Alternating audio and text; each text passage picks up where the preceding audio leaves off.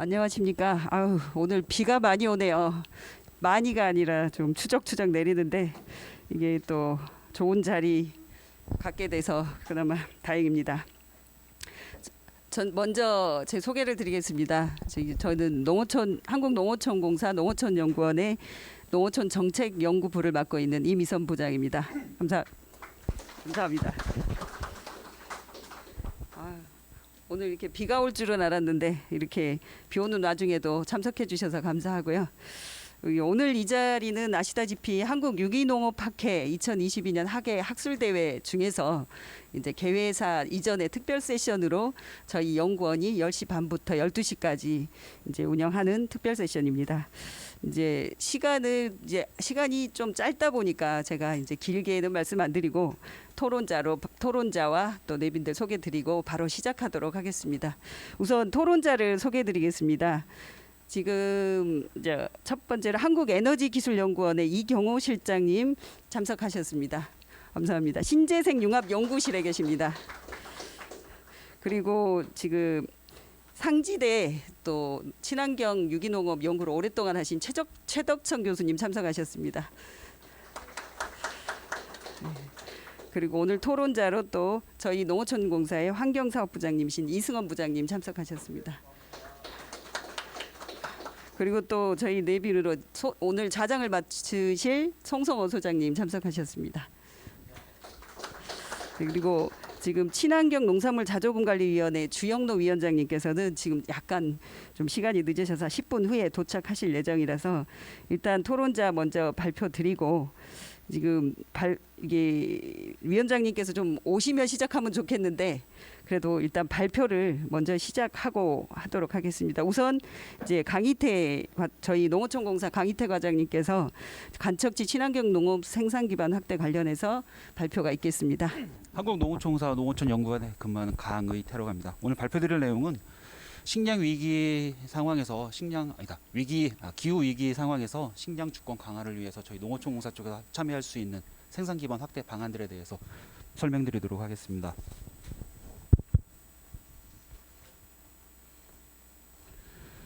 발표는 총 4챕터로 준비를 했습니다.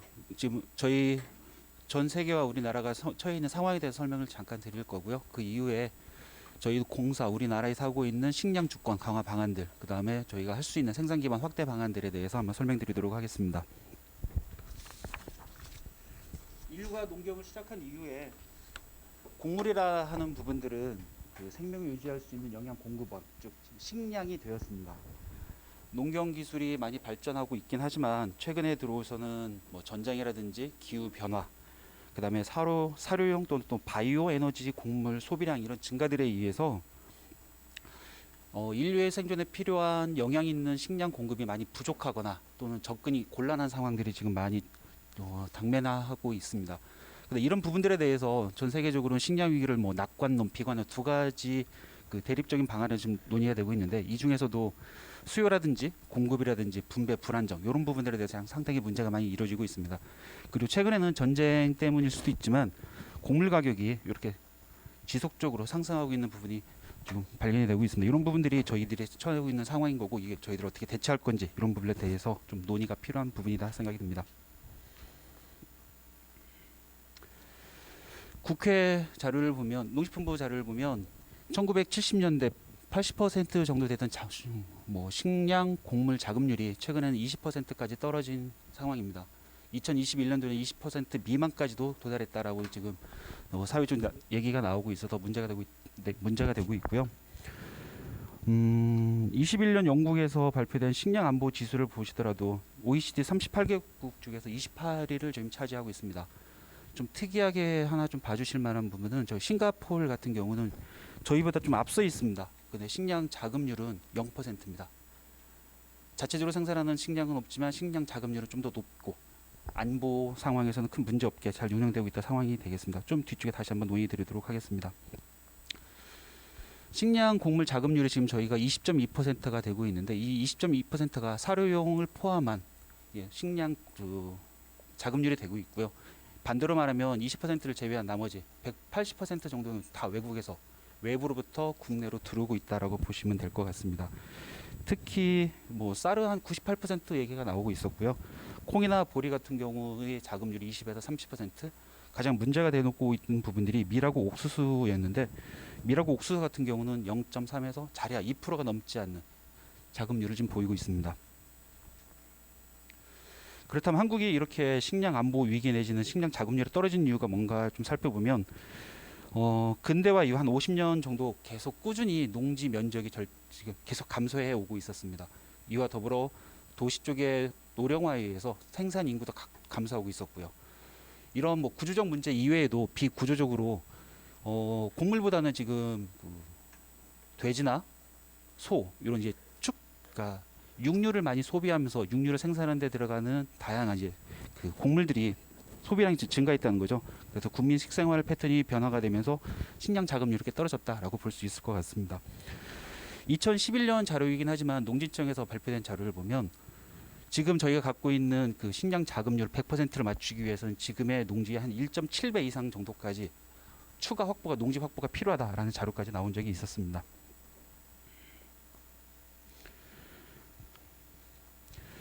(2007년) (2008년) 세계 식량 가격 급등으로 에그플레이션이 한번 발생을 했었고요. 이 에그플레이션 때문에 뭐 3대 위기라고 하는 식량이라든지 에너지 위기, 그다음에 식량 위기, 석유, 금융, 그다음에 식량 위기가 3대 위기 중에 하나로 인식이 되고 있었고요.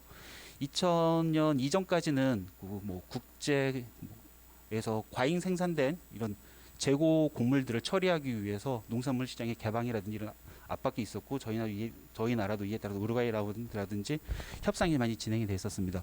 그리고 2000년 이후는 식품 안정성 확보 개념까지 진화된 좀 더 넓은 방향의 식량 정책들이 지금 많이 발표가 되고 있는데, 이런 발표에도 불구하고 지속적인 수요 증가에도 공급의 불안정이라든지 국제 가격이 폭등하는 이런 차례들이 지금 빈번하게 발생을 하고 있습니다. 그러면서 세계 곡물 가격 변동에 따라서 국제 경제의 악영향이 좀 최소화시키기 위해서는 우리나라 자체적으로 식량 공급 확대를 위한 정책이라든지 시행들, 그다음에 이제 여러 가지 보완 대책들이 좀 필요하다라고 판단이 들었습니다.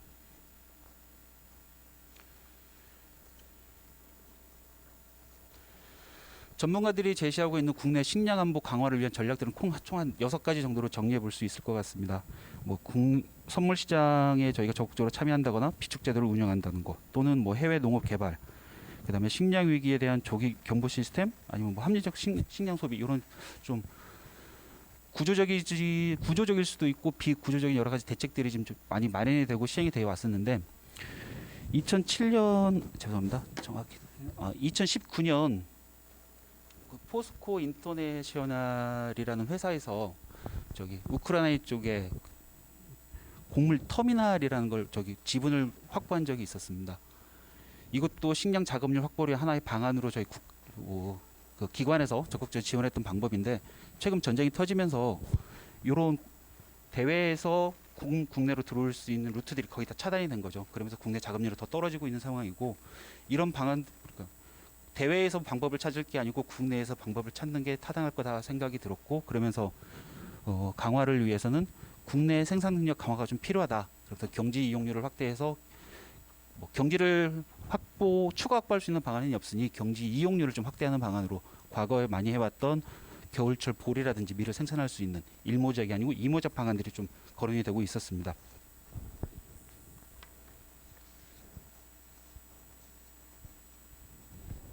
쌀 자급률 향상을 위한 생산 전략 방안이 어떤 게 있을까 좀 고민을 해봤었는데요. 첫 번째는 현재 상태에서는 담리작으로 이용되고 있지 않은 한 60헥타 정도의 겨울철 유유 농지를 사료 재배 용지로 활용하는 적극적 이모작 확대 전략이 좀 세워져야 할 필요가 있을 거다라고 판단이 들었고요. 둘째는 경제성이 떨어지고 있는 농가에서 기피하고 있는 보리나 밀, 이런 식용 작물들에 대해서 잠재 수요가 큰 조사료 위주의 논이모작 재배 활성화 전략들이 좀 현실적으로 조금 더 필요하지 않을까라고 예상이 됩니다. 그리고 셋째는 소사육 조사료 급여 비율을 좀 높여 나가면서, 지금 우리나라 같은 경우는 배합사료하고 조사료 수입 비율이 한 60대 4 정도 되고 있습니다. 그러나 미국이나 영국 같은 경우는 한 7대 3, 뉴질랜드 같은 경우는 95대 5 정도로 조사료 쪽을 쓰는 이익이 좀 더 높게 나오고 있었거든요. 그래서 논이모작 양질 조사료 생산 체계가 좀 구축이 된다 그러면 조사료 100% 자급률 인상까지 좀 어려울 수도 있겠지만 배합 사료의 효과적인 대체를 통해서 사료 곡물의 수입 감소를 좀 기대할 수 있지 않을까라고 판단이 들었습니다. 식량 생산에 이용할 수 있는 대표적 농업 자원으로 겨울철 유휴농지하고 벼농사용으로 마련된 농기계, 겨울철 그다음에 유휴 농업용 정도가 있을 것 같습니다. 그렇다면 농가에서는 이런 이모작을 기피하는 이유가 뭔가를 살펴봤는데요. 그동안 여러 연구에 나왔던 연구 결과를 종합하면 한 4가지 정도로 정리할 수 있습니다. 유휴농지를 경작한다 그러면 노동력과 농기가 많이 부족한 상황이 좀 발견이 됐었고요. 그러니까 뭐 트랙터라든지 파종기, 잡초기 이런 게 논 위주의 농기계가 아니고 밭작물 할 수 있는 이런 기계들이 좀 부족하다라고 좀 조사가 됐고요. 이모작을 위해서는 농가 경영 기대가 좀 낮다라고 지금 판단이 됐습니다. 그러니까 농민들이 굳이 이걸 할 이유가 없다라고 판단이 드시는 것 같더라고요. 그러니까 겨울철에 이모작을 하고 나면 그 땅의 토질이 떨어지면서 이듬해 벼농사 쪽에서 뭐 생산성이라든지 품질이 저하되고 우려되고 그러다 보니까 자기들 소득이 좀 줄어드니까 이모작을 좀 기피하는 경향들이 있었습니다. 그리고 인근에 TMR 공장들이 부족해도 생산된 조사를 판매할 수 있는 그 판매처가 좀 부족하다는 부분도 있었고요. 무엇보다 가장 중요했던 건 수입산과의 가격 경쟁력이 좀 저하됐던 부분들이었습니다. 재배지의 집단화라든지 규모가 부족하다 보니까 저희들이 막 생산하는 조사료가 좀 수분도 많고 영양질이 떨어지고 불균일해서 농가 쪽에서 활용률이 좀 떨어지는 부분들이 있었습니다. 아래 그림은 당진 성문 간척지 조사료 생산단지인데요. 이쪽은 영농조합 쪽에서 TMR 공장을 가지고 그 영농을 직접 재배를 하고 재배된 조사료를 가지고 공급하는 시스템까지 다 만들어져 있었습니다. 그리고 좀 특이할 만한 부분은 그 근처에 별도의 영농조합을 갖고 있어서 이 영농조합에서 생산된 액비를 이런 간척지 쪽에 같이 활용하는 순환 농업들이 일부 진행이 되고 있었습니다.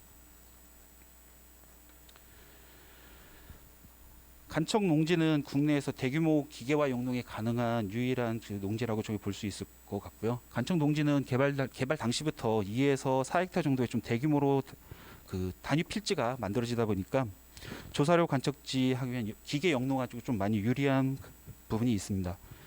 그리고 인근의 축산 농가와 상호 협력 방안이 마련된다 그러면 조사료 자급률 증진은 크게 기여할 수 있을 거다라고 판단이 들었습니다. 경축순환 농업은 농식품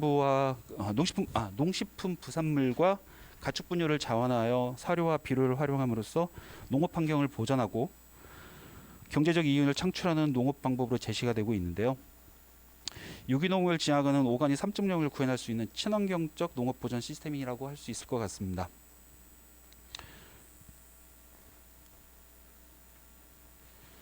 (1960년대부터) 시작된 간척지 조성 사업은 우리나라에 한 14만 헥타 정도, 정확히는 13만 5,100 헥타 정도가 지금 새로운 육지로 개발이 되었고요. 이 중에 최근까지는 간척지 수십 년간 쌀 생산 위주의 그 토지가 이용되고 있었는데 지금은 벼에 대한 재배 기술이 많이 개발되고 이루어지고 있는 상황이라고 볼 수 있습니다.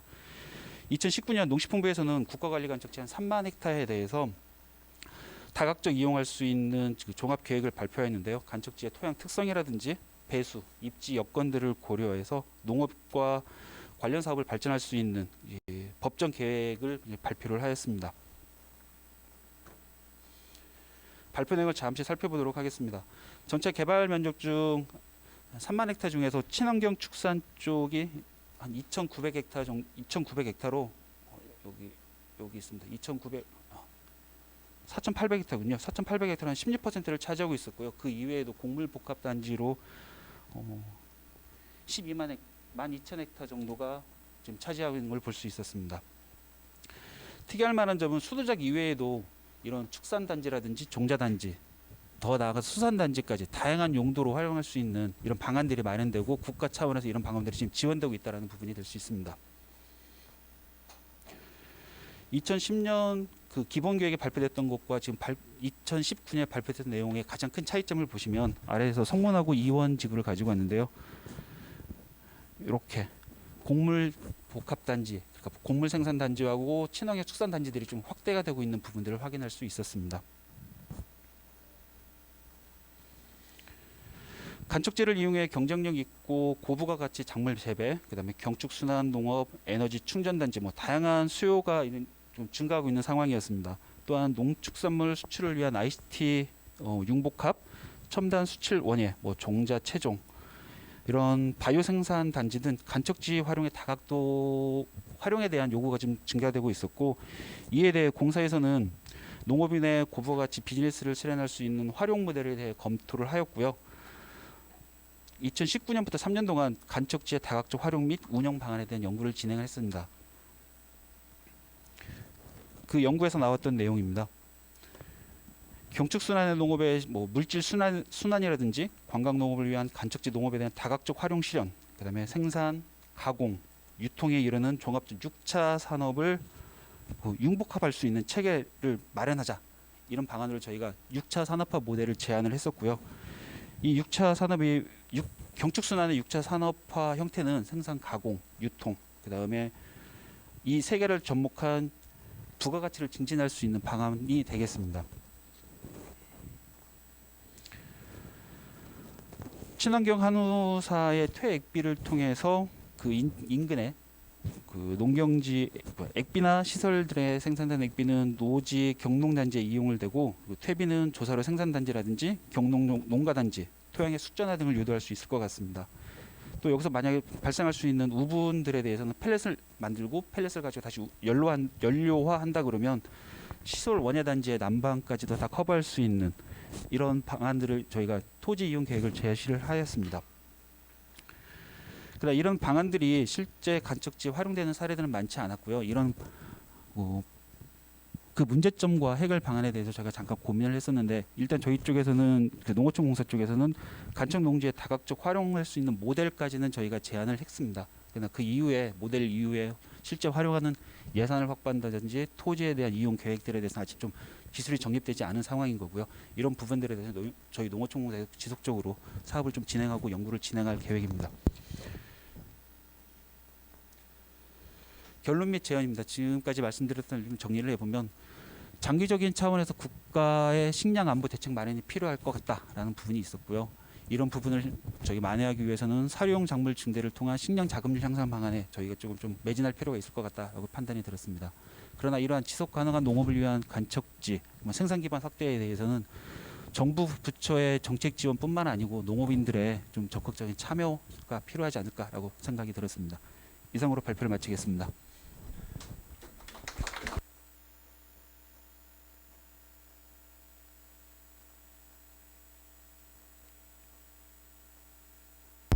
네, 아직 주경로 위원장님 많으셨죠? 아, 오셨습니까?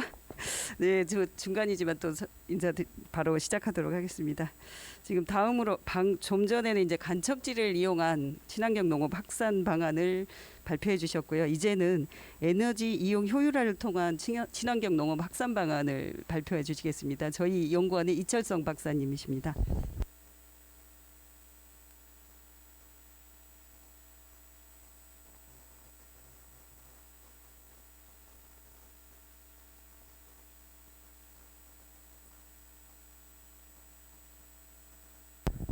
안녕하십니까. 농어촌연구원의 이철성입니다. 그럼 발표를 시작하도록 하겠습니다. 여러분들도 잘 아시다시피 이제 일부 농업 분야는 에너지를 많이 사용하고 있습니다. 그래서 이러한 에너지를 절감시키기 위해서 친환경 이러한 에너지를 신재생 에너지 시스템을 접목시켜서 어떻게 친환경 농업을 확산시킬지, 이 확산 방안에 대해서 발표를 드리도록 하겠습니다. 우선 발표 순서는 다음과 같습니다. 우선 농업 분야에 왜 에너지 절감이 필요한지에 대해서 말씀을 드리겠고, 두 번째로 에너지 다소비 분야에 에너지 이용 현황이 어떤지에 대해서 말씀을 드리도록 하겠습니다. 그리고 나서 신재생 에너지 시스템을 활용해서 어떻게 에너지 이용을 효율화할 것인가에 대해서 방안을 말씀드리고 결론을 말씀드리도록 하겠습니다. 우선 에너지 이용 절감의 필요성에 대해서 말씀을 드리겠습니다. 여러분들 잘 아시는 이제 IPCC에서 지구 온난화 1.5도씨 특별 보고서를 제출했는데요. 이제 이 보고서에 따르면 일단 지구 평균 기온은 산업화 이전보다 지금 1.1%, 1.1도씩 상승한 상태고, 평균 1.5도씨가 상승할 경우에는 자연재해가 크게 증가한다고 합니다. 그래서 전 세계적으로 전 세계뿐만 아니라 우리나라도 탄소 중립 기본법을 만들어서 이제 기후 위기에 대응을 하고 있는데, 이 탄소 중립 기본법 외에도 2030년 국가 온실가스 목표를 만들어서 2018년 대비 40%까지 온실가스를 감축하겠다라는 목표를 유엔에 제출한 상태입니다. 우리 농식품 분야에서도 이제 탄소 중립 로드맵을 만들어서 이제 저투입형 친환경 산업으로 전환하겠다라고 제시를 하였는데요. 그 안에 내용들이 많습니다만 그 중에서 이제 유기농업과 관련된 내용들을 정리해봤습니다. 우선 일본 농림수산성에 따르면 유기농업을 수행할 경우에는 헥타르당 연간 0.93톤의 이산화탄소를 줄일 수 있다고 합니다. 하지만 우리나라 같은 경우에는 이제 전체 경지 면적 대비 유기농업이 거의 5.2%로 아주 낮은 수준이고요. 나머지 95% 농지에서는 관행적인 어떤 화학 비료를 시비를 해서 이산화탄소 발생량이 높은 수준입니다. 따라서 정부에서는 이러한 친환 유기농업을 확산시키기 위해서 일단 50년까지 경제 면적 대비 30%로 확대시키겠다라고 제시를 하였고, 이러한 유기농업을 확산시키기 위해서 유기 중심의 직불제를 확대하는 등 여러 가지 정책을 제시하였습니다. 그러면 우리 농축산 부분에서는 어떤 탄소제로 목표를 가지고 있는지에 대해서 말씀을 드리겠습니다. 2030년 배출 목표는 2018년 대비 27.1%, 그리고 2050년까지는 농업 부문에서 18년 대비 37.7%까지 줄이겠다라고 감축 목표를 세웠고요. 이러한 그 농축산 부분의 온실가스 배출 부문을 일단 살펴보면 이제 주로 경중 부분에서 약 53%를 배출하고 있는 것으로 나타났고, 축산, 에너지 부분으로 나타났습니다. 경중 같은 경우에는 이제 논면적이 지속적으로 감소하고 있기 때문에 온실가스 배출량이 감소하고 있고요. 반면 이제 축산 같은 경우에는 이제 우리 음식이 이제 서구화되면서 이제 가축 사육수가 이제 증가를 해서 배출량이 증가하고 있는 상태입니다. 그 외 에너지 부문은 지금 현재까지는 에너지용 휴일화 사업을 정부에서 수행을 하면서 이제 배출량이 아직까지는 높지 않습니다만, 이제 아까 말씀드린 가축 사육수 증가나 아니면 스마트팜과 같은 에너지 다소비 시설이 이제 경제적인 이유로 농업의 경제성 확보를 위해서 이제 앞으로 확대될 예정인데, 이러한 그 에너지 다소비 시설 확대될 경우에는 배출량이 증가될 것으로 예상이 됩니다. 에너지를 줄여야 되는 이유는 비단 탄소 저감뿐만 아니라 농업의 경영과도 아주 밀접한 관계가 있습니다. 최근 이제 전쟁에 의해서 이제 국제 유가가 크게 상승을 했는데요. 2년 전에 비해서 국제 유가가 약 2.2배에서 2.5배 이상 급등한 상태입니다. 따라서 정부에서는 이런 급등한 면세유가 이제 농산물 가격에 반영이 돼서 이제 애기플레이션이 발생할 것을 많이 우려하고 있는 상태입니다.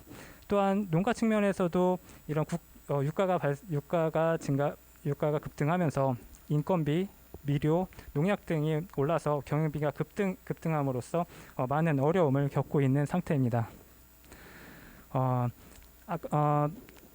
전기요금에 대해서 또 말씀을 드리면 작년까지는 이제 고유가에 따른 연료비 인상분을 미반영해서 이제 한전에서 많은 적자를 봤는데, 이제 앞으로는 이제 연료비의 원가 변동분이 반영이 돼서 이제 전기요금에 반영될 예정이라고 합니다.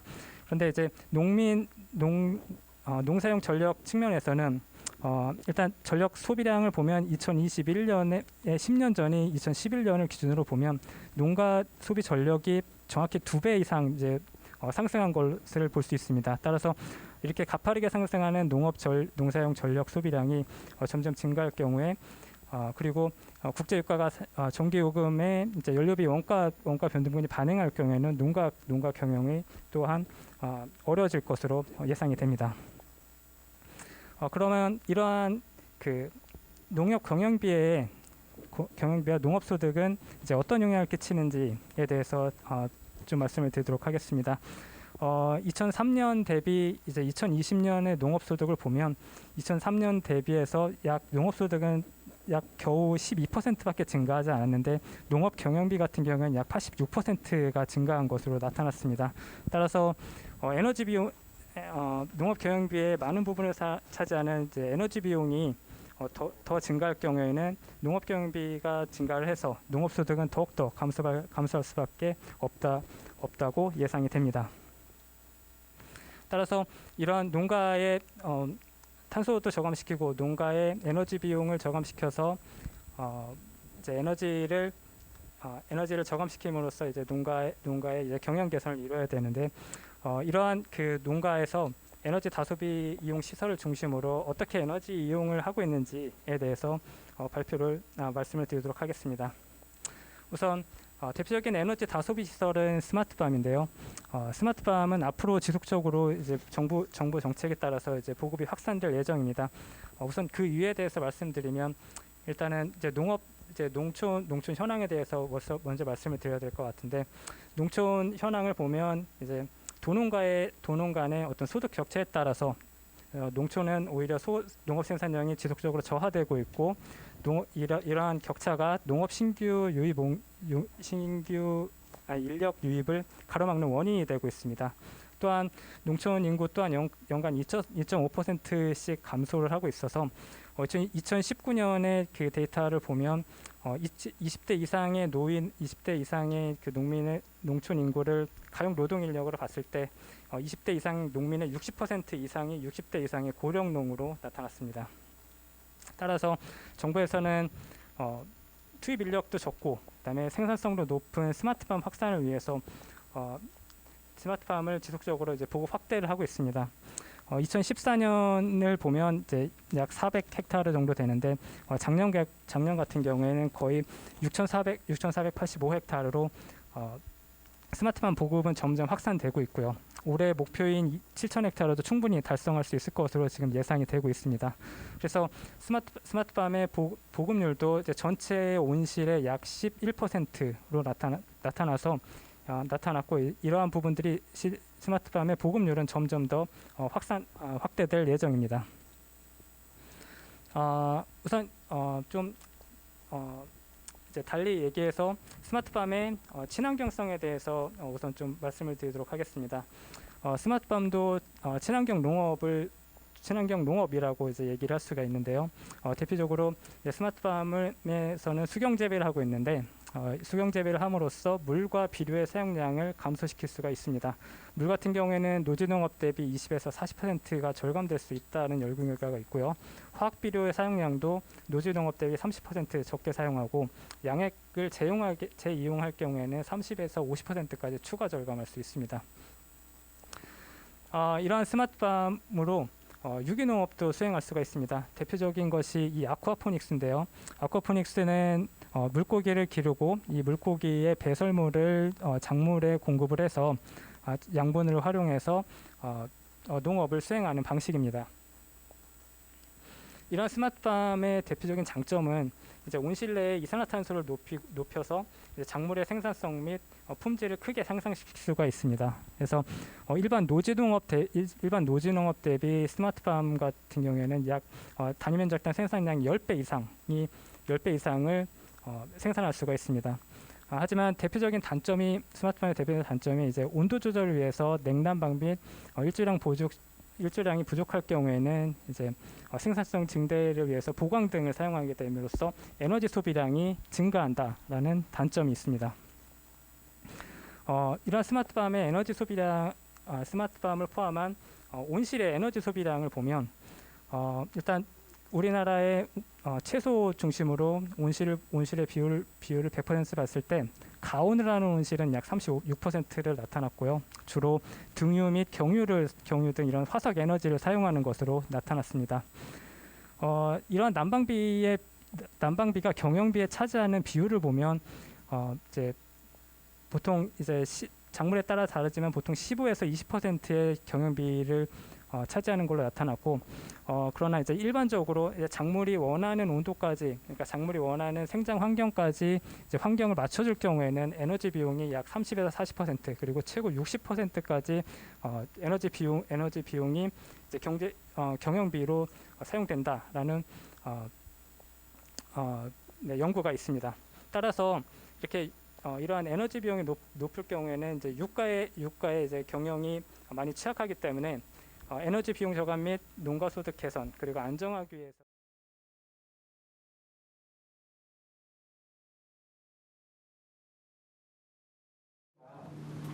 꽤 오래된 이야기이기도 하지만 사실 알고 보면 이제 지금 시작하는 탄소 중립 기본법 이후에 본격적으로 지금 논의라는 단계이기 때문에 오늘 계기로 해서 충분히 토론을 하고 논의가 되었으면 하는 생각입니다. 아까 발표에서 우리나라 식량 자본율이 이제 20.2%로 나와 있지만 실질적으로는 2021년 기준으로 19.3%로 지금 나와 있거든요. 그러니까 20.2%하고 19.3%는 상당히 차이가 있죠. 마지노선이 무너진 거죠. 그러니까 세계에서 10대 경제 대국이라고 하는 나라에서 곡물 식량 자금률이 아니라 곡물 자금률이 19.3%라고 하면 이게 상상을 하기가 어려운 지표거든요. 호주 같은 경우는 여러분 잘 아시겠지만 곡물 자금률이 거의 300% 가까이 되지 않습니까? 이 친환경 농업 을 통해서 우리가 곡물 자금률을 어떻게 하면 높일 수 있을까? 저도 굉장히 관심사였습니다. 그래서 저는 옛날부터 항상 생각했던 게 농업진흥지역이라든지 단지화가 잘 되어 있고 기반시설 잘 되어 있는 지역의 수도작은 2차적으로 친환경 농업으로 전환했으면 좋겠다.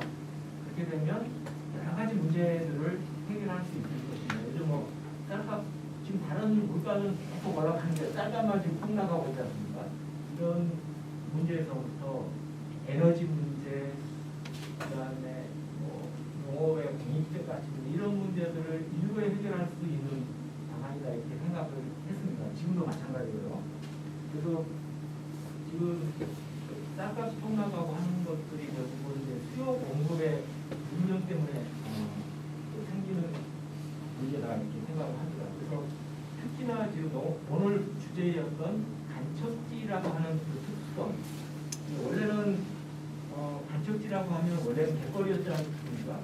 갯벌을 농지로 만들었기 때문에 갯벌이 갖고 있는 그 공익적 가치는 농지의 공익적 가치의 한 100배 정도 되는 것으로 네이처에서도 연구가 된 거거든요. 그렇다면 갯벌, 농지보다 100배의 많은 공익적 가치를 갖고 있는 갯벌을 농지로 만들었으면 굉장히 경제학적으로 기회비용을 투입하는 거거든요. 그러면 그 농지가 그 이상의 공익적 가치를 창출하는 것도 굉장히 중요한 거거든요. 갯벌을 농지로 만들었으니까. 그래서 그런 의미에서 간척지에서 이 친환경 농업 단지로 농업을 확산한다. 이런 거는 굉장히 의미가 있는 것 같습니다. 그렇게 되면 지금도 우리가 계속 논의가 되고 있는 것처럼 그렇게 되면 여러 가지 문제점들이 생기겠죠. 경제성 문제랄지. 그렇게 되면 지금 중요한 거는 기후위기 시대에 중요한 거는 농업의 공익적 가치가 굉장히 중요한 거거든요.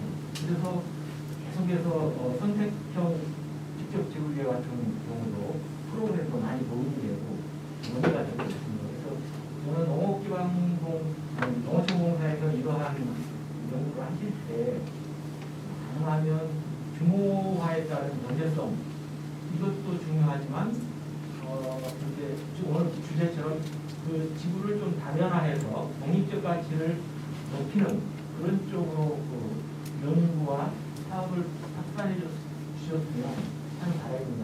왜냐하면 농어촌공사는 제가 아까 농지개량제와 이야기했지만 단민적인 성격을 가지고 있고 농가 입장에서 봤을 때는 정부와 민간 사이에 중간 지원을 하는 그런 조직이다 이렇게 생각이 됩니다. 그래서 농업부총공사에서 이제 정부의 정책과 민간의 요구 이런 거를 잘 조화를 시킬 수 있는 그런 기술, 그다음에 정책, 그다음에 지원 이런 것들이 필요할 거다 이런 생각이 들었습니다. 그래서 이제 오늘 주제에서 나왔지만 저는 2000년대 초반에 그 당신 대호관 사업 속에서 했던 친환경 농업 지구조성 사업의 친환경 농업 한대 보고 있었습니다. 근데 지금은 그 간척지의 특성을 우리가 잘 활용을 해서 친환경 농업, 특히 경축순환 유기농업 쪽으로 전환을 해가면 아까 이야기했던 그 독립적 가치, 기후위기 대응 이런 문제들을 일거에 해결할 수 있는 방안이 아닐까 이렇게 생각합니다. 근데 지금 오늘 우리 학교에서도 여러 그 세션들이 있는데 아직 그 용어 정리가 좀 애매한 부분이 있습니다. 농업과 유기농업의 차이가 패러다임의 차이라는 걸 우리가 다 알고 있는데 경축순환 농업과 경축순환 유기농업 역시 그만큼의 패러다임의 차이가 있어요. 근데 지금은 이렇게 넘어가는 과도기에 있어서 개념 정립이랄까 이런 게 좀 애매한 부분이 있는 것 같습니다. 그래서 우리 농어정공사에서 이런 부분을 정립할 때 좀 이제 좀 명료하게 용어 정리를 하면서 했으면 좋겠습니다. 그리고 뭐 다른 그 에너지 부분에서 뭐 스마트팜이나 이런 문제가 많이 나오고 있습니다만 지금은 거의 초기 단계이고 그래서 굉장히 논란도 많고 우리가 토론을 해야 될 부분이 많이 있는 것 같습니다. 특히 이 4차 산업혁명이 진행이 되면서 여러 가지 그 디지털 기술들을 우리가 농업에 응용한다라는 이게 바로 스마트팜인데 우리나라에서는 조금 그것도 정립이 안 돼 있게 스마트팜은 무조건 공장형으로 짓는 대규모 자본을 투입한 공장형 어떤 시설 농업을 스마트팜으로 오해를 하는 그런 경향이 충분히 있습니다. 다만 스마트팜이라는 용어는 스마트하게 농업을 병행한다는 게 스마트팜인데 마치 공장을 지어서 하는 것처럼 하면은 원래 취지에 맞지 않다 이렇게 생각이 됩니다. 그래서 우리가 스마트팜을 이야기할 때 아까 농지에서 환경을 보존하고 독립적 가치를 높이는데 디지털 기술이 응용이 되면은 그렇지 않겠습니까?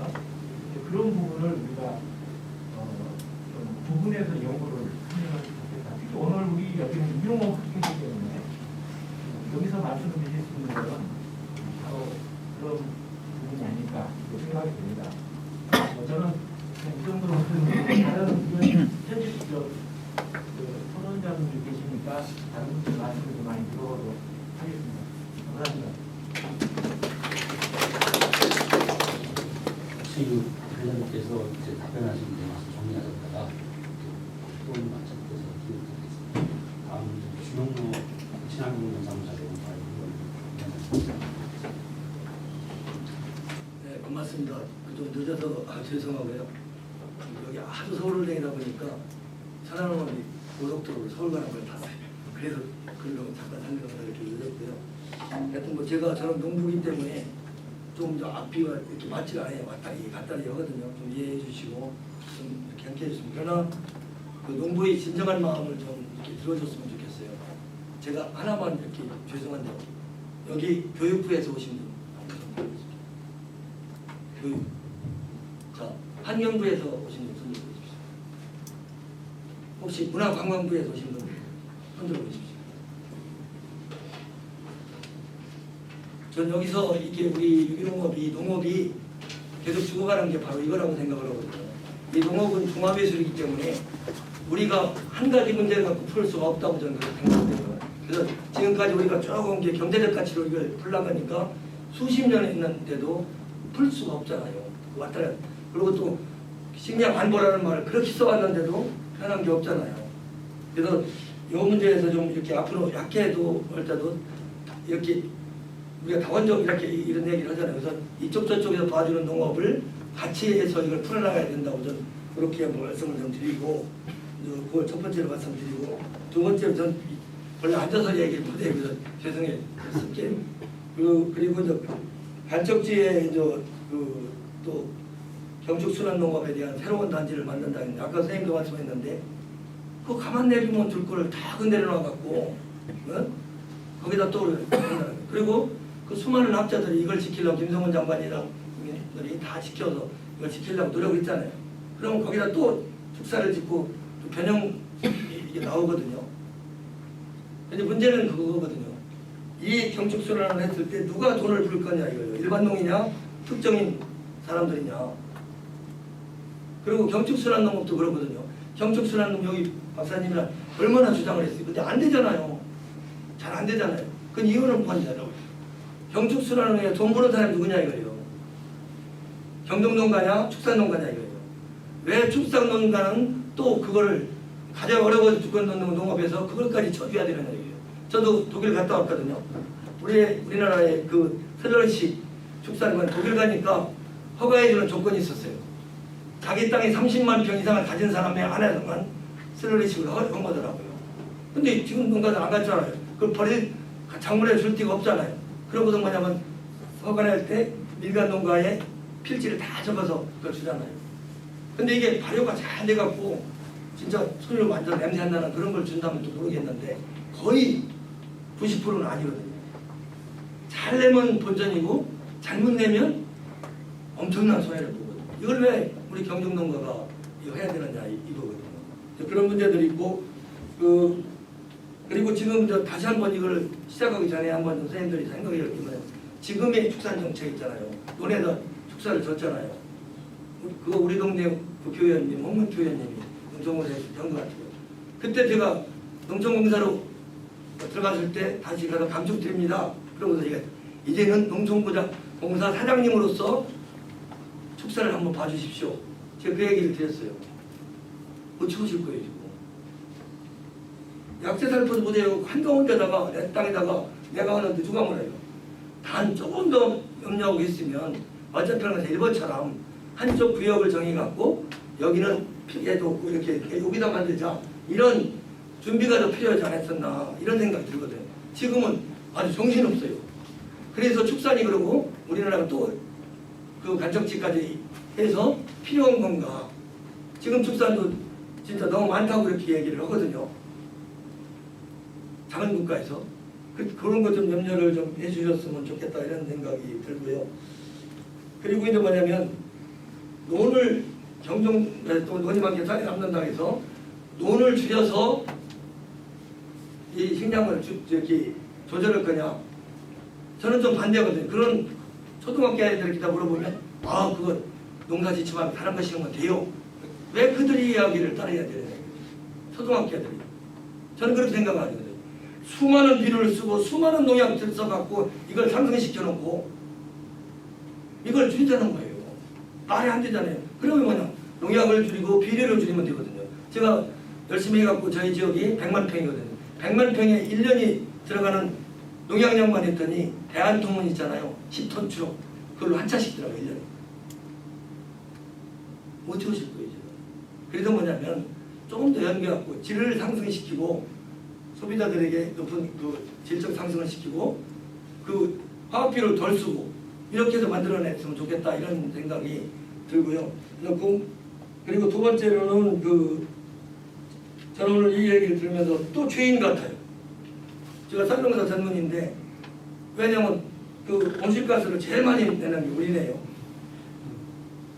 또 죄인이에요. 왜 우리 농민을 죄인 만들었냐고 다.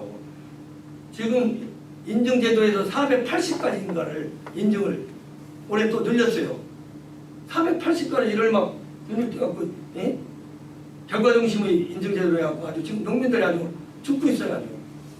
거기다가 이 가스까지 또 우리가 많이 배출한다고 하면 누가 이 농업을 하겠어요.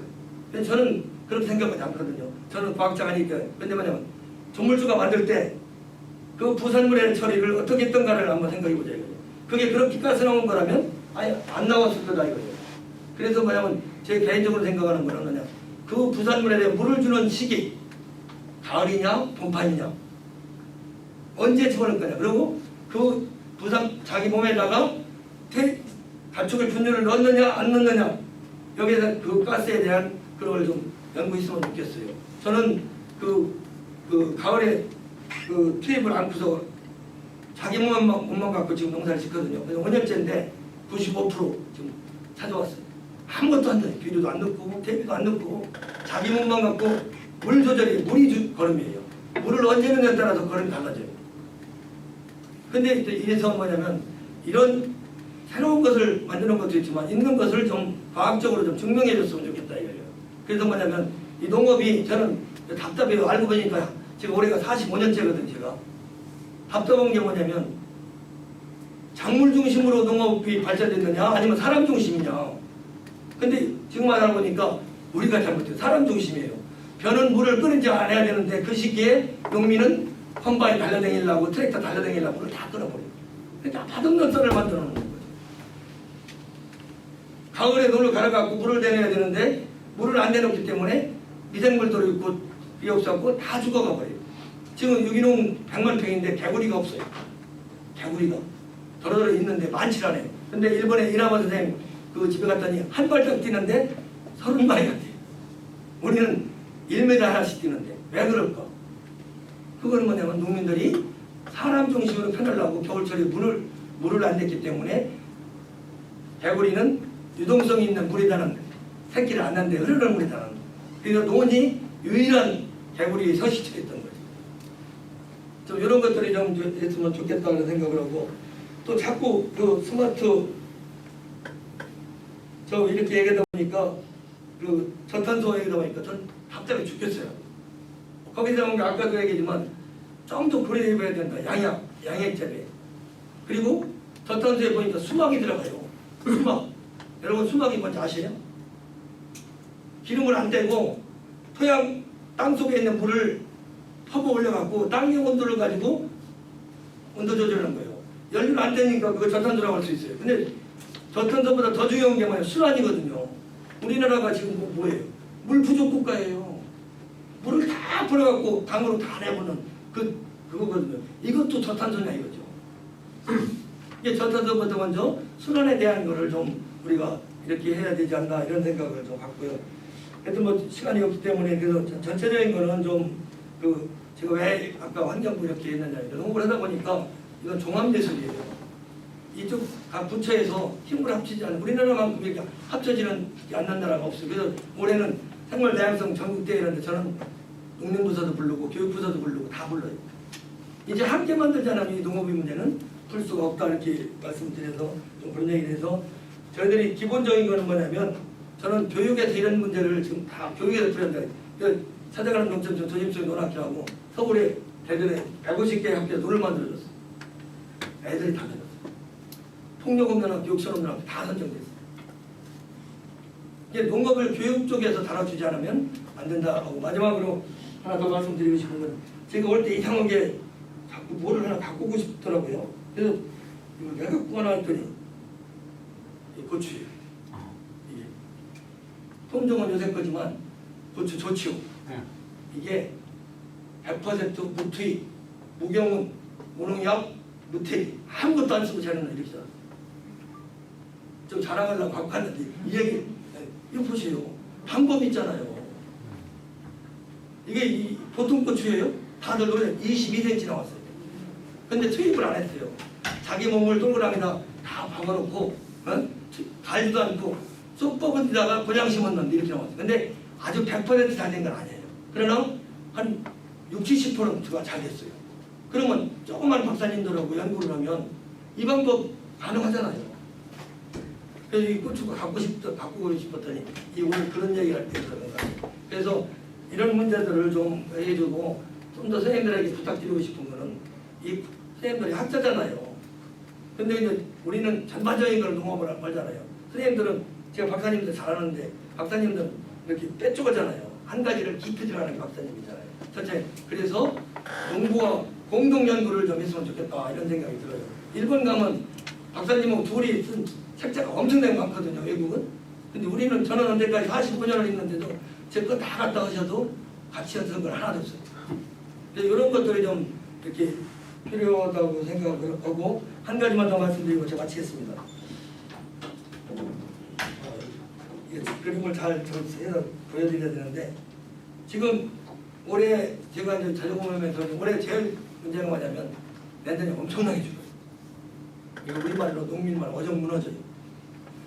높이는 거는 되게 힘들었어도 부안두는 거는 시간 먼저 5천 농가 벌써 떨어졌어요. 인증에서 떨어졌고 다시 뭐냐면 나이 드신 분들이 그거 좋아 옛날 방식으로 한다 이렇게 하시는 분들이 열로 오세요. 다 올해 저희 말도 100만 평에서 내년이 70만 평 밑에 떨어져. 그래서 가만히 생각해봤어요. 그럼 어떻게 하면 이 친환경농을 확산시키는 거냐? 방법론들이 전 이런 이게 지금 살짝 그려봤는데요. 우리나라 제도가 이렇게 돼 있어요. 이렇게 되면 뭐냐면 일반 농업이 95%예요. 여기에 5%를 가지고 3%가 무농약, 2%가 유기예요. 이렇게 돼 있었거든요. 그럼 이 초에서 단가가 비싸요. 소비자들 안 먹어주잖아요. 그래서 생각한 게 뭐냐면 이걸 농업밭에서 해보자. 그러면서 했을 때 요거는 뭐냐면 일반 농업은 지풀제가 작아요. 공익적 다원제까지도 올라갈수록 많아요. 그러면 사각형을 따가면 누구도 평등한 농업이 된다. 이런 생각이에요. 지풀제로 다 채워주고 다른 거를 가격면에서는 차등을 거기에 10%만 주죠.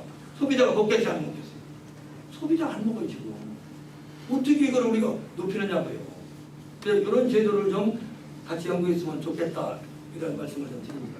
뭐 시간이 있지만 좀 이렇게 여러 가지로 좀 어려운 것 좀 말씀드리는데 오늘은 간단하기 때문에 이렇게 말씀을 드리겠습니다. 고맙습니다. 예, 주어진 시간 때문에 더 많은 시간을 못 드려서 죄송합니다.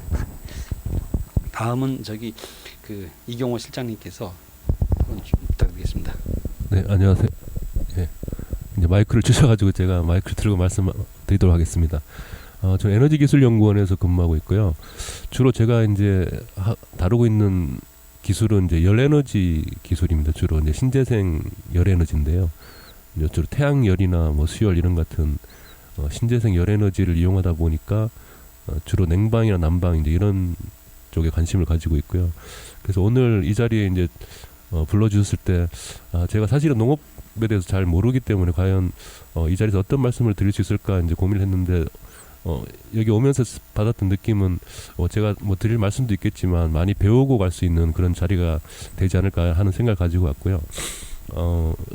그 첫 번째 그 발표하신 내용을 보면서 그 경축 순환 농업의 개념을 말씀해 주시면서 자원을 이렇게 순환하는 개념은 굉장히 인상적이었고요. 이 말씀을 들으면서 저희들이 주로 하는 일이 이제 에너지 분야인데 주로 건물 분야에 대한 에너지 전략에 관심을 많이 가지고 있었는데 최근에는 우리가 물과 에너지, 식량 요 세 가지가 같이 어우러진 워터 에너지 그다음에 푸드 넥서스 이런 쪽에 대한 관심이 이제 많아지고 있거든요. 그래서 에너지와 물과 식량이 같이 어우러질 수 있는 분야가 바로 농업 축산 분야가 아닌가 이런 생각을 하고 있고요. 그래서 이런 자원 순환과 함께 뭐 혹시 가능하다면 뭐 축산 농가에서 미활용되어 있는 에너지를 농가 쪽에 잘 활용할 수 있는 예를 들어 에너지 효율기기인 히트펌프를 활용해서 뭐 미활용되어 있는 배열을 히트펌프 열원으로 이용해서 농가의 난방으로 활용한다든가 하는 그런 자원 순환과 에너지 순환이 같이 이루어질 수 있는 그런 개념도 혹시 가능하다면 고민해보는 것도 좋을 것 같다는 생각이 들었고요. 그다음에 간척지를 이용한다는 부분에 대해서는 말씀드렸던 것처럼 이제 에너지와 물은 같이 갈 수가 있는 분야라고 생각을 하고 있는데 간척지 입지 조건을 우리가 잘 활용한다면 근처에 어떤 해수라든가 지하의 염수 같은 걸 이용해서 담수화 기술을 우리가 적용한다면 물을 이제 물을 자체적으로 만들어서 공급할 수 있는 그런 기술의 개념이 같이 어우러질 수 있지 않을까 이런 생각을 하게 됐고요. 담수 그러니까 물을 만들어내는 기술에는 전기를 사용하는 기술도 있지만 뭐 태양열을 이용한 이제 신재생 에너지를 이용해서 전기를 거의 사용하지 않고 증발식 기술을 이용한 담수 기술도 있기 때문에 물 자립에 도움이 될 수 있는 그런 에너지 기술의 개념이 같이 이제 어우러지면 좋지 않을까 하는 생각을 가지게 됐고요. 그다음 두 번째 발표하신 이제 에너지용 효율화에 대한 그 내용은 연료전지 기술은 굉장히 앞으로 미래에 각광받을 수 있는 기술이기 때문에 굉장히 인상적이었고, 그다음에 바이오매스 자원화 같은 기술도 첫 번째 말씀드렸던 그 에너지 순환 개념과 잘 어울릴 수 있는 그런 기술이라는 생각을 가지고 있고요. 그 최근에 농림부에서 저희들이 이제 참여하는 사업이 있는데 그 농업 에너지 자립형 산업이라고 해서 태양열이나 뭐 태양열 지열, 융복합, 그다음에 뭐 수열, 뭐 이런 다양한 에너지 원들을 가지고 시설 원예나 스마트팜에 사용되는 이제 에너지를 자립화하는 그런 기술에 저희들이 이제 연구 사업에 참여를 하고 있고요. 뭐 이런 연료전지뿐만 아니라 사실은 다양한 이제 에너지 원들을 스마트팜이 이용할 수 있기 때문에 기회가 되면 이제 여러 가지 원들 중에서 어떤, 그러니까 시설 원의 규모, 뭐 지역적 특성 등을 고려해서 어떤 에너지 원이 적절한가에 대한 그런 고민을 할 수 있는 자리도 앞으로 필요하지 않을까 그런 생각을 하게 됐습니다. 요 끝으로 뭐 드리고 싶은 말씀은 결국 이제 에너지 기술도 그렇지만 가장 중요한 거는 좀 전에 말씀드렸던 우리의 환경을 크게 우리가 오염시키지 않고 환경을 유지하면서, 그리고 농작물 재배에 큰 영향을 우리가 주지 않고 오히려 농작물 재배에 더 좋은 영향을 미치는 그런 에너지 기술이 필요하다고 생각을 하고 있고요. 그렇기 때문에 결국 농업을 잘 아는 사람과 에너지를 아는 사람, 그리고 환경을 잘 아는 사람들이 같이 서로 의견을 모아서 좋은 방향으로 발전할 수 있는 그런 노력이 이루어져야 되지 않을까, 이제 그런 생각을 가지면서 제 말씀을 마치도록 하겠습니다. 감사합니다. 예, 말씀 고맙습니다. 아까 주영로 위원장님께서도 뭐 이렇게 같이 할 수 있는 거에 대한 말씀을 주셨는데, 마침 또 이용호 실장님께서 아마 가능할 충분히 뭐 지금 물 에너지 식량 넥서스 같은 경우도 결국은 이제 큰 틀에서 그런 거기 때문에 충분히 이제 공감을 하실 거라고 생각됩니다.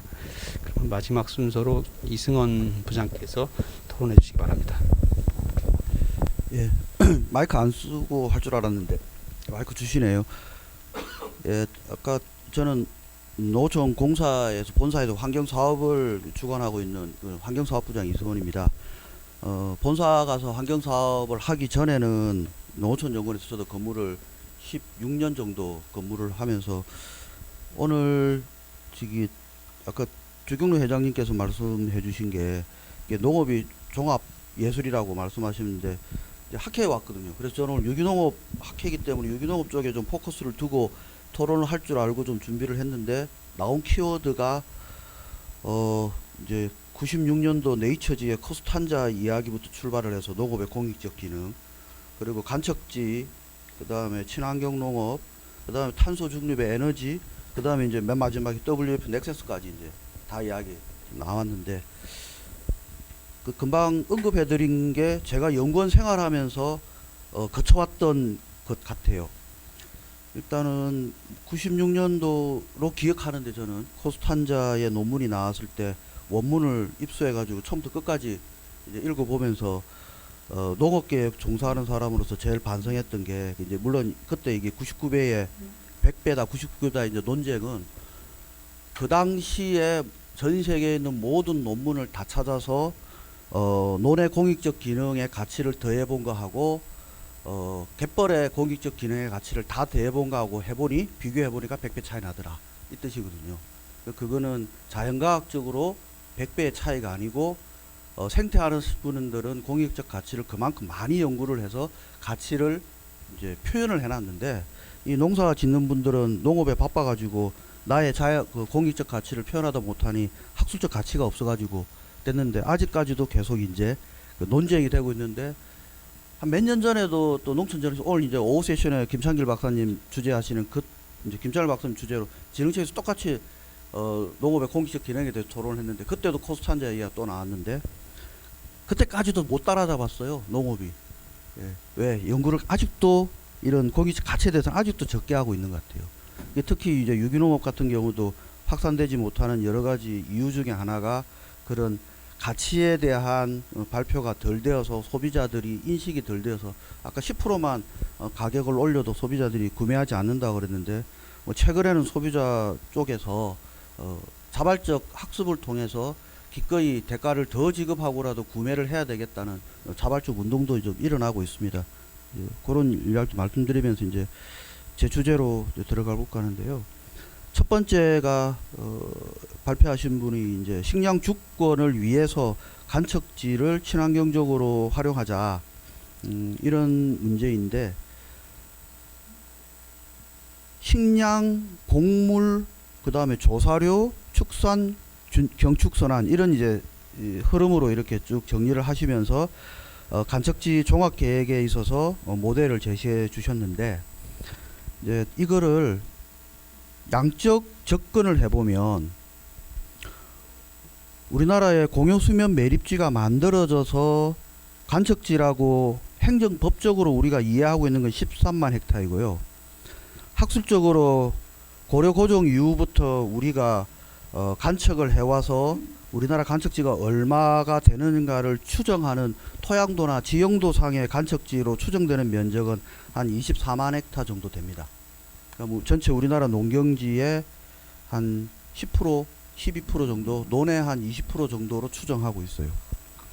그런데 간척지 종합 계획은 그렇게 13만 헥타의 간척지를 만들어서 민간에게 매각을 한 이후에 쌀이 남아 돌아서 이것을 매각했을 때 또다시 쌀에 대한 100%는 달성을 하지만 기타 작물에 대한 여전히 100% 달성하지 못하는 부분에 대해서 오히려 그걸 가중시키기 문제가 생겨서 매각을 금지하고 국가가 관리하게 되래 없고, 그게 관련된 법이 이제 간척지 농업에 대한 법률이고, 그 법률에 따라서 매 5년마다 종합 계획을 수립을 하는데 대상 면적이 3만 헥타 정도 돼요.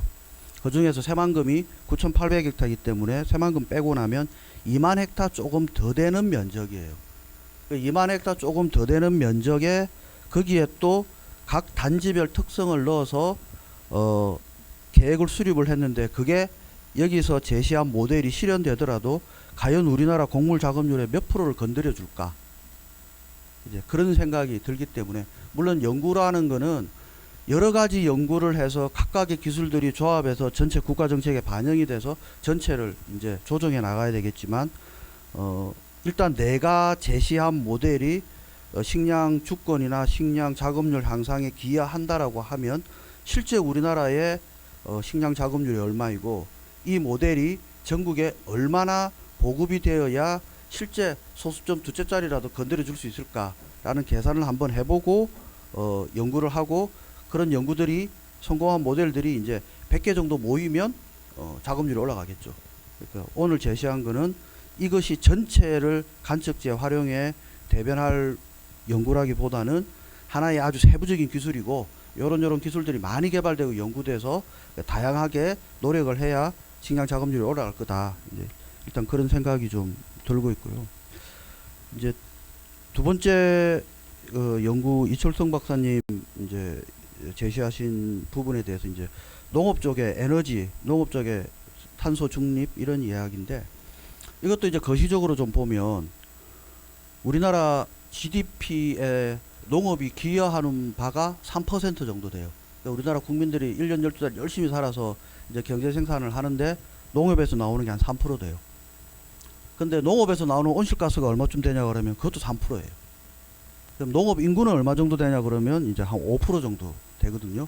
그래서 제가 도시보다 농촌 쪽에 고령화가 좀 심해서 노동의 질이 아마 좀 떨어지니까 인구의 5%가 매달려서 국가 GDP의 3%에 기여하고 배출량도 3%에 딱 기여하는 그 정도의 수준이 농업인데, 그 농업에서 요즘 뭐 탄소 중립을 엄청나게 강화하고 배출량 감소를 강화하고 뭐 그런 이야기들이 나왔는데, 그 파리 어정서가 ह्기 전에 교토 어정서 체계에서는 농업은 3%밖에 배출하지 않으니까 되도록이면 건드리지 말자라는 쪽이 강했어요. 사실은 그 3% 내에서 줄여봤자 뭐 3% 안에서 50% 줄여봤자 1.5% 주는데 딴 데서 줄이는 게 훨씬 낫죠.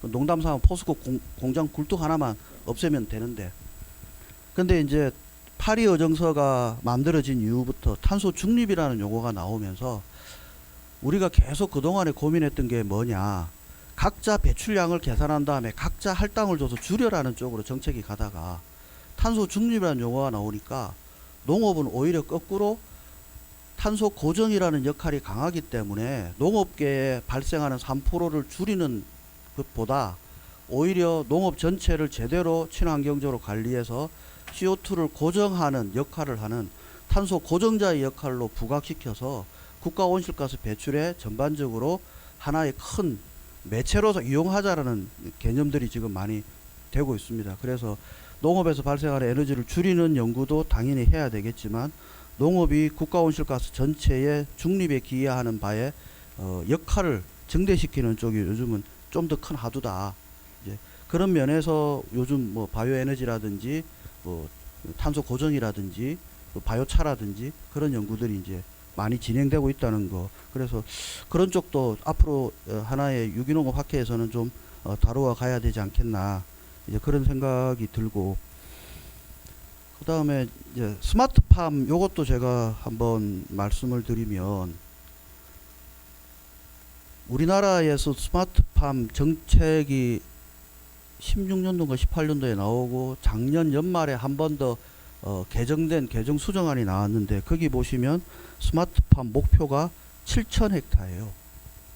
7,000헥타면 우리나라 밭을 한 70만 헥타라고 생각하면 이제 대충 1% 정도 돼요. 1% 정도. 그리고 이 스마트팜이 우리가 아까 금방 설명하신 뭐 유리온실 개념의 뭐 네덜란드의 벤노타입이라든지 이렇게 대단한 스마트팜인지 아니면 시골에서 연동형이나 단돈형으로 200평 뭐 100평짜리 그런 비닐하우스를 좀 더 스마트하게 관리해서 개측기 묶고 자동 간수 시스템 넣고 데이터들 좀 서버가 관리해주는 정도의 스마트팜인가 보면 거의 대부분이 후자입니다. 대부분 후자인데 연구는 전체 농경기지 면적에 특히 우리나라의 스마트팜 혁신 클러스터 4개 정도에 적용하면 될 만한 기술들의 국가 R&D는 다 들어가 있고 실제 스마트팜의 면적은 1%밖에 안 되는데 그 1%에 거의 90% 차지하고 있는 곳에 대한 기술들은 아직까지 좀 더 R&D가 투입되고 있지 않다. 그런 현장을 또 저는 사업을 하면서 이제 많이 봤고요. 거기에 아까 이경우 박사님 말씀하신 WP 넥세스를 제가 농업 분야에서 한 2년, 3년 정도 농준청하고 대학하고 같이 연구를 했는데 우리나라의 WP 넥세스의 가장 농업 분야의 장점과 맹점은 WP 넥세스가 제대로 될 수 있는 게 농업인데요. 우리나라는 재밌는 게 면세유와 농업용 전기를 굉장히 싸게 공급하기 때문에 WP 넥세스를 하면 왜곡되는 순간이 생깁니다. 왜냐 그러면 물을 조금 아끼고 전기를 조금 아껴서 생산을 조금 포기하는 것이 의사결정이 합리적이냐 뭐 이런 걸 종합적으로 보는 게 WP 넥세스인데 시장에서의 가치가 시장 가치 가격이 반영되지 않고 국가 보조금이 많이 들어가는 구조가 되다 보니까 의사결정에서 그냥 전기 쓰고 기름 써도 아무 문제가 없는 구조로 돼요. 우리나라 현재 구조는. 그래서 처음에 연구를 할 때는 아주 그러니까 외국에서 하는 방식으로 쭉 접근을 하다가 나중에는 다시 공익적 기능으로 갔어요. 그러니까 오히려 이렇기 때문에 면세유 정책이 갔은 게 맞다. 오히려 이렇기 때문에 농업용 전기는 계속 보급해야 되겠다. 만약 농업용 전기를 보급하지 않고 면세유 정책을 안 갔으면 넥서스 개념으로 해석을 하면 또 농업에 문제가 생겼다. 그런 해석이 거꾸로 나오더라고요. 그래서 우리나라 WP 넥서스도 해외에 있는 넥서스하고는 조금씩 다르게 접근되고 있다는 말씀도 드리고요. 두 분의 발표를 들으면서 제가 아까 제 토론의 화두는 물론 연구자들은 아까 주경로 회장님 말씀하신 듯이 연구자들은 굉장히 뾰족하게 자기 분야에 깊게 들어가서 다양한 연구들을 많이 해야 되겠지만 국가에서 정책을 반영할 때는 대상이 있고 목표가 있고 방향이 있고 그 기술을 접목했을 때 그럼 최종 목표가 우리나라 식량 작업률은 얼마나 개선될까 우리나라의 온실가스는 얼마나 감축될까 라는 부분에 해석을 해보면 이 연구는 굉장히 전부 다 아주 미미하게 적용될 거라는 거죠. 물론 이런 연구들이 많이 모여서 가치 있게 되겠지만 그래서 연구하시는 분들이 건드려 줄 때 좀 더 그러니까 효과가 많이 나는 부분에 주의한 쪽에 한 번 더 방향을 잡고 연구를 했으면 하는 뭐 그런 생각으로 제 토론 마치겠습니다. 네, 감사합니다. 이게 시간이 많이 흘렀는데 그래도 혹시 쭉 자리를 지키셨으니까 혹시 플로어에서 그 이제 두 분 토론자들 뭐 이렇게 아니 그러니까 저기 발표자분들께서 답변 혹시 하실지 모르는데 혹시 뭐 질문 사항이나 아니면 뭐 말씀하시고 싶은 게 있으시면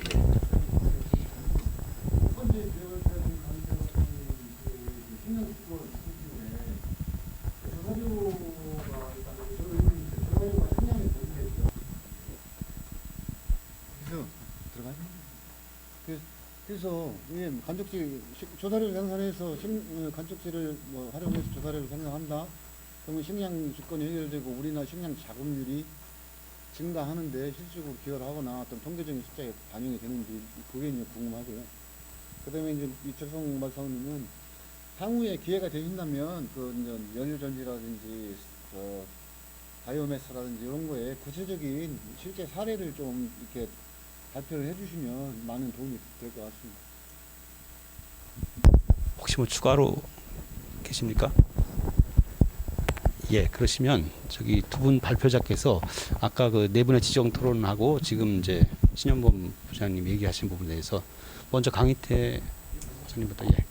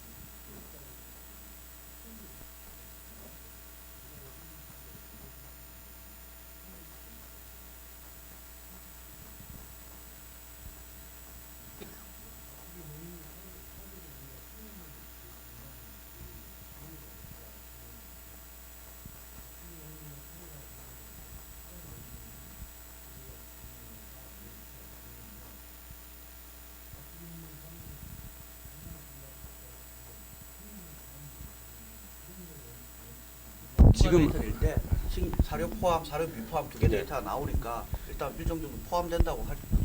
그 부분은 예 지금 말씀드리려고 했는데 아무튼 그건 따로 찾아보시면 될 것 같습니다. 추가로 뭐 더 하실?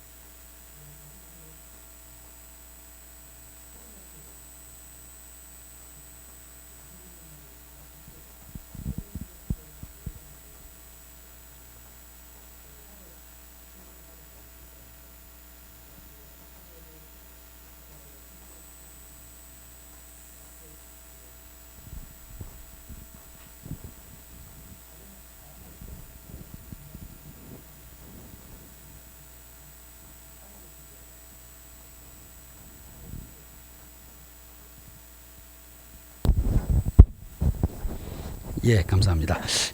제가 토론회를 시작하면서 사실은 이제 이 오늘 특별 세션 자체가 이제 한국농어총공사에서 이제 주관한 특별 세션이고, 그러다 보니까 자연히 이제 그 한국농어총공사에서 현재 하고 있는 연구나 사업과 관련된 내용들이 이제 이제 테마가 됐었고요. 그런 측면에서 두 분 발표자가 같이 근무하는 그 미래농어촌연구 소장으로서 제가 그 지정 토론하신 분들 몇 분의 거에 대해서 몇 가지 말씀드리면서 토론회를 마치겠습니다. 뭐 추가 질문이 더 있으신가요? 예, 시간이 좀 많이 흘러서요. 예, 먼저 최덕천 교수님께서 사실은 이제 우리 공사에 대한 애정이 많으셔서 사실 이제 여러 가지 좋은 코멘트 많이 해주셨고요. 결과적으로 이제 오늘 이제 말씀해 주셨던 여러 가지 뭐 친환경 농과 뭐 공익적 가치 이런 부분들에 대해서 사실 저희가 이제 그동안에 관련 연구도 해왔고, 특히나 뭐 예를 들어서 뭐 물 절약을 위해서 뭐 간단 관계를 한다 이럴 때 사실 간단 관계를 하면 좋긴 한데 그걸로 인해서 뭐 발생되는 여러 가지 이제 또 뭐 생태 환경의 문제라든가 아니면 이제 메탄가스의 문제 이런 것들이 또 생기기 때문에 사실 꾸준한 저희가 R&D를 지금 하고 있고, 다만 이제 그것이 얼마나 크게 기여할 것이냐 그런 부분에 대해서는 저희가 꾸준히 지속적으로 계속 이제 피드백을 해서 개선하도록 노력을 하겠습니다. 이제 주경록 위원장님이 사실은 농부의 시각에서 사실 저희가 놓칠 수 있었던 많은 부분들을 얘기해 주셨고요. 사실은 그것들이 오히려 이제 이런 자리를 통해서 저희가 다시 한번 이제 되돌아보는 이제 계기가 되는데요. 특히 이제 여러 가지 논농업이 사실은 지금까지 아까 좀 전에 말씀드린 이제 메탄가스에 대한 기여라든가 이제 온실가스 기여에 상당한 이제 주범이 되는 이상한 지금 논리가 되는 바람에 사실은 결과적으로 말씀 주셨던 것처럼 친환경 농법으로 어떻게든지 극복할 수 있는 방안 이런 것들에 대한 뭐 증명까지도 말씀하셨는데, 아무튼 저희가 위원장님하고 같이 할 수 있는 기회를 이제 또 만들어 보고, 또 여기 참석하신 모든 분들도 아까 말씀하신 농부의 어떤 입장에 대해서 우리가 충분히 공감하면서 같이 할 수 있는 그런 것들을 좀 했으면 좋겠습니다. 특히 이제 무경운 말씀을 하셨는데, 사실 무경운이 저도 예전에 다큐멘터리 프로그램에서 봤는데 사실 온실가스 저감하는데 사실 상당히 기여하는 바가 큰데 잘못 알려져서 무경운을 하면 이제 생산량이 줄어든다라는 오해가 있는 것 같더라고요. 그래서 그런 부분도 아마 충분히 얘기하신 것 같고, 저 또한 공감하고 저희 연구원에서는 그런 부분에 대해서도 앞으로 신경을 좀 더 쓰겠습니다.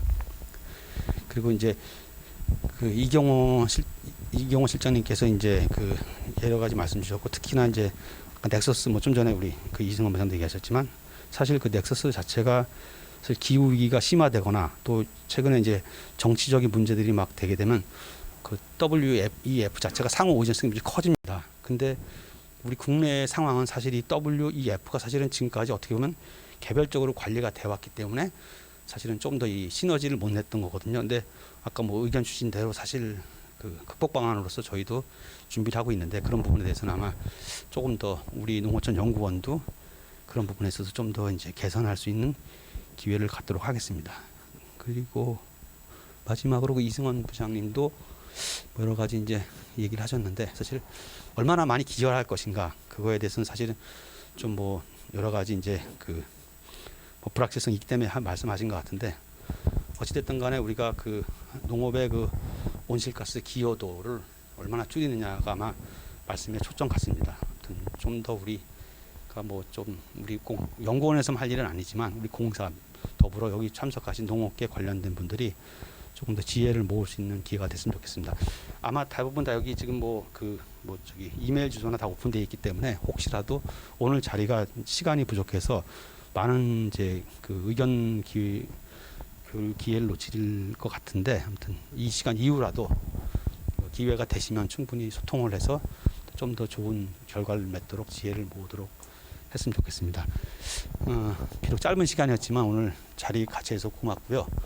아마 이 시간 이후에는 뭐 점심시간하고 또 이제 아마 개회식하고 일반 세션으로 들어가는데 좋은 이제 참석의 기회가 있었으면 좋겠습니다. 이상 그러면 오늘 토론회를 이상으로 마치겠습니다. 감사합니다.